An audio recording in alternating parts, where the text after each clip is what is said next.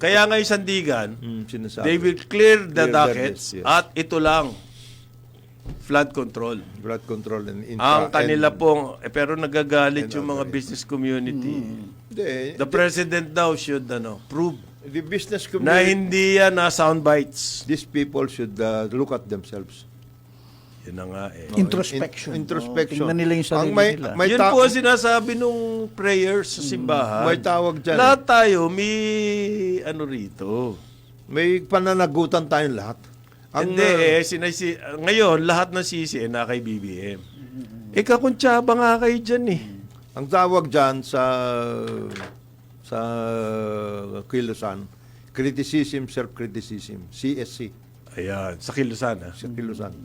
Sa labas ng Kilusan. Sa labas ng Kilusan, Sisihin mo ang presidente. Sisihin mo sila. Yan. Yan ang ibig Sisihin sabihin. mo ang presidente. Walang criticism lang, walang self-criticism. Bayaran nyo muna ng tama Yung yan lote dyan sa yan. kanto ng Bendia at saka ng Rojas Boulevard, yung tinatawag na World Trade Center na 10 centavos per square meter ang rental. Look, hindi A year. tinatanggi ng ilang kaibigan natin sa business community na meron ding corruption nung kapanahunan nila, lalo na sila'y nasa poder. But the magnitude daw was So now we talk about magnitude. So nung kayo, okay lang yun. Na magnakaw kayo. Kasi they were able to hindi naman nung panahon nila, yung ninakaw nila, malaki noon. Based sa inflation. Wala mahal na yun noon. Tsaka konti lang ang pera natin noon. Tapos kukuhanan pa nila, nanakawan pa nila, tataka po ang taong bayan. Yun lang ang sinasabi natin. Bakit ganyan? That should be explained. Ang trend ng Calling DOE. natin, pataas, ang trend ng oil, magmula noong January, ay bumababa. At syempre, merong galawan niyang ganyan in between. Pero yung general trend ng fuel price natin, tuloy-tuloy na taas.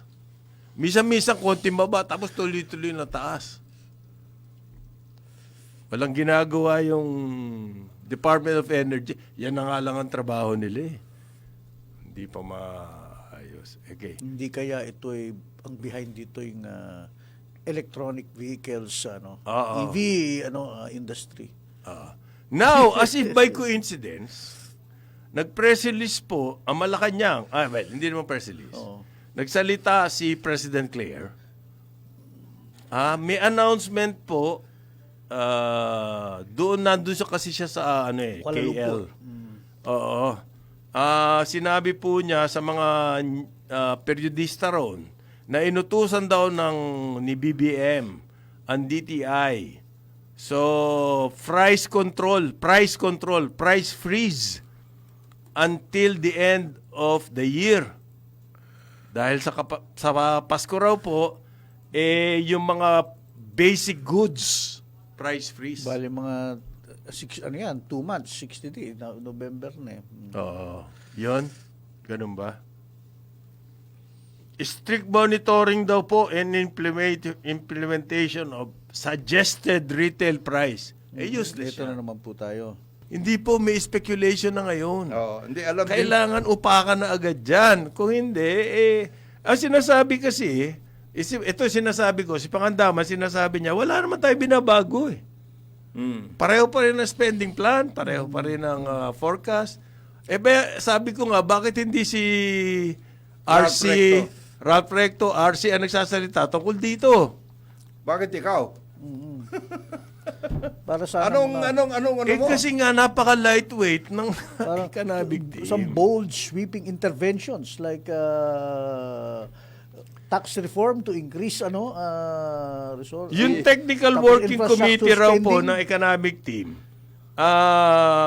hindi pa raw nagmi-meeting. Ayun. Akala ko magaling sila sa meetingan. They meet to Kung produce another meeting. Kung kailan kailangan ng meeting, walang meeting, Talaga naman Hindi pa tayo. raw po nila na-assess yan. Oo. Hindi nyo na kailangan. Assessin nyo na. Hindi nila. Kasi may report ang DBM nung August daw po, bumaba ang disbursement. Syempre, automatic slowdown yun dahil may investigasyon. Yes. Tighter scrutiny ngayon sa mga public work spending. Pero Slow kahit na po disbursement. nagka-slow down doon, hindi naman binabago yung growth target. between 5.5 To, and 6.5. yes. Okay. Although yung mga ibang forecaster sinasabi between 5 and 6, it's still good. Hindi lang natin nga ma-achieve yung dream target natin. Yan. So, in terms of fundamentals, maski mga bangko na nagbabantay po niyan, night and day, maski nga natutulog yan, pinananaginipan nila. Alam ko yan kasi SVP ng isang bangko yung anak ko eh. Oo. Alam nila kung anong, Ang mga galawan dyan po, hindi nyo mauuto. Kung BSP kayo, hindi nyo kaya utuin yan. Mga bako, alam nila nangyayari. So, alam nila na malakas ang speculation dito sa peso-dollar rate. Hindi pwedeng, kumbaga, watch on the sidelines lang yung BSP. Hindi, yung BSP nagaganyan lang yan. Kunwari lang. Pero susunugin niya. Susunugin niya yan. Sunugin. Susunugin. Sana nga! Susunugin niya yan. Governor remote. Hindi, Sa kasi bagay, BSP said eh. Ayaw niya i-telegraph Hindi. punches BSP said yung Kaya wala press siya release. sinasabi. So wala pa siya doon. Wala pa. Ano yun, si Coco Alcuaz lang yun? Coco Alcuaz o kaya si, anong pangalan nito? Ravelo. Si Coco Alcuaz po kasi ang comms ng, Comes ng, ng ng BSP. ngayon. Si Coco Alcuaz. Ito po, 3 aeroplano raw nitong si Saldico na itakas na. Yan ang sinasabi ko. Ngayon, pabida-bida tong AMLC. Anong ginawa nyo dyan? Or kaap? Okay? Sabi po ni DPWH Secretary, Biko. Hindi, si Bibe- ano tuloy, Bibo- Vivencio. Ah? Vivencio. Bibencio Dizzo. Yun daw pong eroplano nitong si Congressman Saldico, Okay. Elizaldico. Hindi na raw mabebenta dahil naitakas na. Wala na sa Pilipinas, bro. Nasa Singapore yung isa naman nasa basta. Hindi na pwedeng habulin doon sa Singapore. Teka muna, ano ba, hinold ba yan? Or Aha. something? Ano ba? Hindi ko alam eh. Kung anong ginagawa ng AMLC. Yan ang nakakatakot kapag minomonitor namin, intensified monitoring. Biglang, uy, lumusod! Naku, in-intensified monitoring namin yan.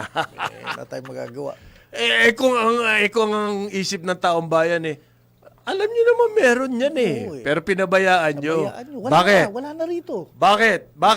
Nagkaayusan.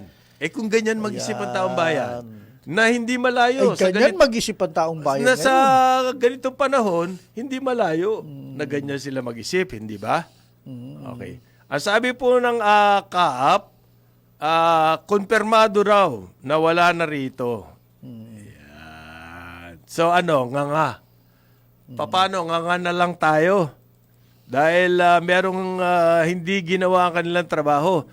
Okay? Mga helicopter daw po, nasa Malaysia na. Okay. Noong September pa at August, pinalipad doon. Yung Gulfstream na eroplano, nasa Singapore naman. Ano ba mas mamahalin dyan? Parang Yung Gulfstream. Hindi ako magaling sa aeroplano eh. Yung Gulfstream, mahal yun eh. Jet yun eh. Okay.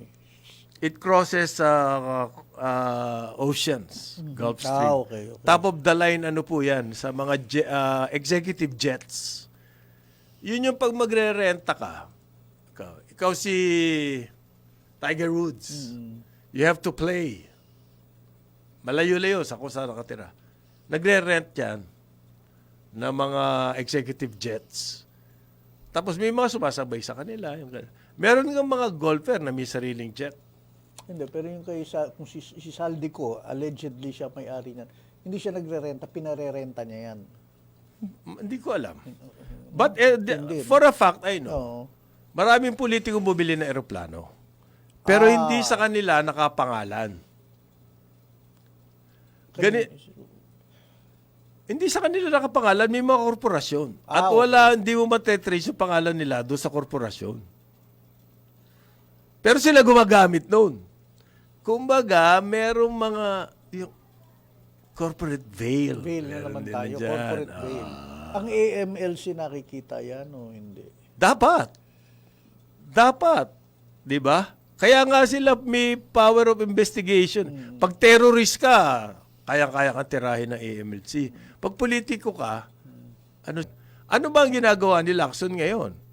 Di ba, he's trying to verify yung pong value no sinasabi ni Gutesa. Well, there you go, bro. Kasi yung sinabi mo mga bataan ni Senator Marcoleta, hindi mo siguro bataan, mga supporter or those of like-minded. Meron akong classmate na ganyan. Ang sinasabi nila is, ba't parang yan naman ang focus nyo? Gaya lang ni Senator Lacson. Yung iba, na bakit daw you are trying to discredit the testimony of what's his name? Gutesa. Yung word na discredit, walang sinasabi yun mali. You don't have to use the word discredit. For example, isipin lang daw nila. Bine-verify nga nila. Bakit itong kay Gutesa parang Ano yung sinabi nila sa Senado?